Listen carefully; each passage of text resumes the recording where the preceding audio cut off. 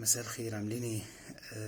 طبعا لسه خلصان ماتش مصر وبوركينا فاسو في تصفية كأس العالم الجولة التالتة.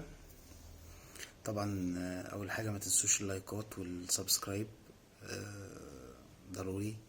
يعني انا بقول على الحاجات دي كتيرة، بس بصراحة ايه ما بتتعملش، يعني ايه، ارجو منكم الدعم في اللايكات والسبسكرايب.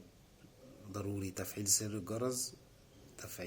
الجرس و ايه، تعملوا لنا سبسكرايب عشان نكمل في القناة.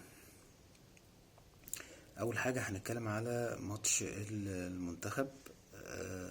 طبعا المنتخب نزل النهاردة، لعب 3-5-2.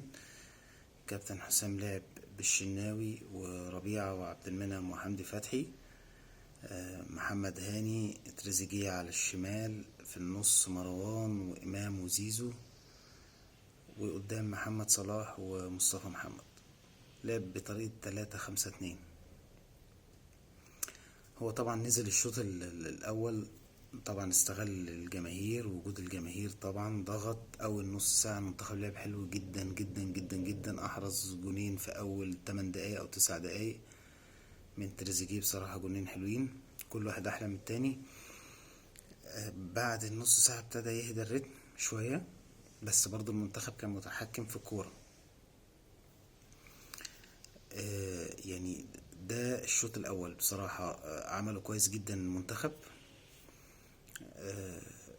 ما كانش فيه كور بتيجي من بوركينا فاسو خالص نهائي على الدفاع. منتخبنا احنا اللي كان ضاغط ضاغط ضاغط ضاغط على طول. فقدر ان هو يحرز الهدفين زي ما قلنا كده في اول 8 دقايق، ويقدم شوط اول حلو مع ضغط الجمهور. بصراحة الجمهور اللي حضر النهاردة ب60,000 تقريبا. الشوط التاني منتخب بوركينا فاسو ابتدى، عمل 3 تغييرات نشط بيهم الفريق. ابتدينا الشوط التاني تقريبا، على مدار الشوط التاني احنا ما عملناش اي حاجة، اداء زي الزفت، سيء جدا، سواء كان من اللعيبة او سواء كان من حسام حسن. حتى مفيش تغييرات تعبر عن ان الاداء يتغير في الملعب، الفكر يتغير في الملعب، مفيش خالص. يعني مش عارف هل الكابتن حسام ما كانش شايف الماتش في الشوط التاني ان هم ضاغطيننا وان هم عاملين كل حاجة. هو مش قادر يشوف الماتش ماشي ازاي، يعني مش قادر يشوف الماتش، يعني ايه اللي كان بيدور في دماغه، مش عارف. عمل تغييرين اضطراريين اللي هو امام وزيزو. طبعا امام وزيزو لازم واحد فيهم يبقى موجود. هو طبعا اتعمل تغييرات اضطرارية، لكن لازم واحد فيهم يبقى موجود في الملعب عشان يقدروا الاتنين، واحد فيهم يمسك الكورة ويقدر ينقل الفريق ويربط، لان مفيش من بعد ما خرجوا مفيش حد يقدر يمسك الكورة. بس تراجع رهيب جدا، تراجع غريب جدا. انت شايف التراجع ده؟ المفروض ان انت في فكر، في تكتيك، تقدر تعمل تغيير، تقدر تغير الخطة. مفيش خالص نهائي. كابتن حسام واقف، ما بيعملش اي حاجة. فين في الدقيقة 91 ابتدى يغير؟ يعني معرفش كان ايه لازمتهم، يعني التغيير بيضيع بيهم وقت طبعا. فحاجة غريبة. يعني ماتش نيوزيلندا احنا عندنا مشكلة في الدفاع، ماتش كرواتيا احنا عندنا مشكلة في الدفاع. النهاردة برضو الدفاع مش على ما يرام، واضطر يلعب ب3-5-2، يمكن لوجود باك شمال، لعدم وجود باك شمال. لما هيبقى موجود باك شمال هيغير خطة. طب انت هتثبت على خطة، ولا انت كل ماتش حسب الفريق اللي بتلعبه هتلعبه بخطته؟ يعني مفيش حاجة ظاهرة، مفيش حاجة باينة مع الكابتن حسام لسه. المفروض ان احنا يعني نثبت على خطة، تبتدي تراجع لعيبتك اللي انت بتاخدها معاك في المنتخب. المفروض ان انت تشوف الكلام ده. مصطفى محمد كان سيء النهاردة طول الماتش، يعني حتى على الدقيقة 65-70 غيره، مفيش. دقيقة 91 اي تغييرات تانية مفيش. يعني محمد صلاح برضو كان وحش جدا. كان لما كان كابتن حسام بيستضيفوه كان بيقول ان هو انا لو موجود وهو وحش هغيره. ما هو ده ما حصلش، وهو وحش انت ما غيرتوش. فكان اي كلام بيتقاله خلاص. لان من الصعب ان حد يغير محمد صلاح، فاي كلام بيتقال وخلاص. بدليل انك كنت ممكن تغيره، تنزل حد تاني، تنزل مصطفى فتحي كان ممكن ينشط مصطفى محمد، كنت تطلعه من بدري وتنزل حد تاني، مش موفق خالص. فكابتن حسام لازم يراجع حساباته، لازم يعني يتدرب على الدفاع، يبقى الدفاع احسن من كده، تمركز واقوى وكل حاجة. لازم يبقى في فكر وتكتيك في المباراة.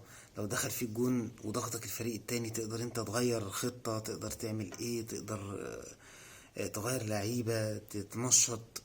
مفيش يعني كل الكلام ده، ما يعني مفيش، ما بيحصلش. شفناه على مدار ماتش نيوزيلندا وماتش كرواتيا والنهارده، لما بيخش فينا جون، يعني مفيش، مش عارفين الفريق اللي قدامنا بيضغطنا، خلاص مش عارفين، يعني مش عارفين نلعب. بس احنا برضو ورا كابتن حسام، عندنا ماتش غينيا بيساوي يوم الاثنين، ان شاء الله نكسبه ونبقى بنسبة 95% صعدنا كاس العالم. يبتدي يختار اللعيبة الصح بدون مجاملات، بدون ان انت لو معاك مشكلة مع لعيب ما تختاروش، مفيش الكلام ده. توظف اللعيبة برضو، يبقى توظيفهم شوية ممكن يبقى صح، تلعب بالخطة اللي تناسبك وتتدرب عليها، وتعود اللعيبة عليها. مش كل ماتش المفروض انه هيتلعب بخطة، يعني حسب المنافس. ممكن لو انت هتلعب كل ماتش بخطة، يبقى انت على الاقل لازم يبقى في خطتين تلاتة مدرب برضو اللعيبة عليهم. كل ده هيبقى محتاج وقت، انت مش هتعرف تجيبه في المنتخب، يمكن لو مع النوادي ماشي، لكن في المنتخب صعب. فالشوط التاني بصراحة كان سيء جدا جدا جدا جدا جدا. معرفش هل برضو اللعيبة تعبت، الجو وارد برضو، يعني ده سبب من الأسباب، ولكن مش هنحط كل يعني الأسباب على السبب ده. لكن الميزة ان هو ضغط في أول نص ساعة، قدر يجيب جونين. بس في أي ماتش تاني مع فرق أقوى من كده، ممكن ما تعرفش تجيب جونين، ما تعرفش تجيب جون، فتبقى مضطر في انك في الشوط التاني تلعب وتكسب. احنا على مدار الثلاث مطوشة اللي كانوا مع الكابتن حسام، في الشوط التاني كنا فيهم وحشين جدا، سواء كان نيوزيلندا، كرواتيا، وادي النهارده بوركينا فاسو. فمعنى كده ان في حاجة غلط في الشوط التاني، سواء بقى كان لياقة بدنية، سواء كان تكتيك، اي حاجة، تغييرات لعيبة، ايا كان. فان شاء الله عندنا ماتش يوم الاثنين نكسبه باذن الله، وبعدين نتكلم. النهارده برضو السودان كسبت موريتانيا وتصدرت مجموعتها اللي فيها السنغال، والسنغال اتعادلت برضو في مفاجأة مع مع الكونغو الديمقراطية 1-1 على أرض السنغال، دي مفاجأة. الجزائر اتغلبت من غينيا 2-1 برضو في مفاجأة. عقدت شوية المجموعة، خلوا غينيا والجزائر زي بعض في النقط، هو فرق الأهداف. والجزائر هتلعب الماتش اللي جاي بره. ف وليبيا فازت النهارده على موريشيوس ومتصدره برضو. فيعني الفرق العربيه في يعني طفره في الكره الافريقيه، الفرق اللي هي الاقل او الفرق الصغيره طالعه بقوه على الفرق الكبيره. يعني متوقع ان احنا ممكن نشوف مفاجآت في التصفيات ديت، فرق تصعد لاول مره وكده.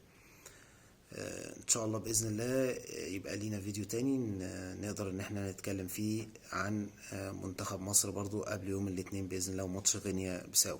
شكرا لكم.